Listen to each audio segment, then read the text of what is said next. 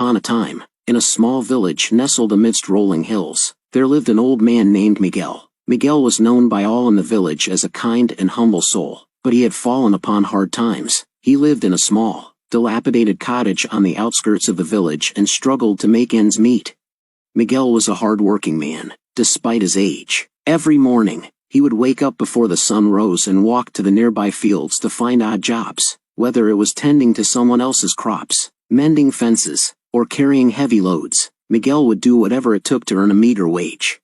Despite his tireless efforts, life remained a constant struggle for Miguel. His clothes were worn and threadbare, and he barely had enough food to sustain himself. The villagers, though sympathetic to his plight, were too burdened by their own challenges to offer much assistance.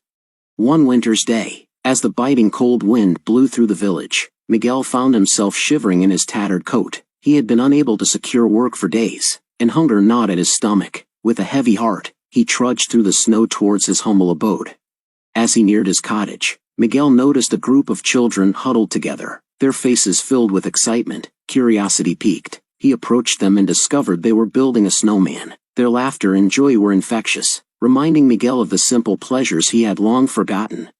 Without a second thought, Miguel joined the children. Forgetting his own hardships for a moment, they rolled snowballs, stacked them on top of one another, and adorned the snowman with pebbles for eyes and a carrot for a nose. The children cheered and applauded, delighted with their creation.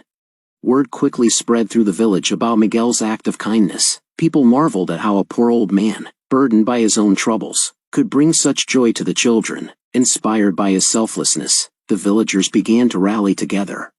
They gathered warm clothes, blankets, and food, filling baskets with the necessities of life. One by one, they approached Miguel's doorstep, their eyes filled with gratitude for his inadvertent gift of hope. Tears welled in Miguel's eyes as he realized that even in his own poverty, he had touched the lives of others.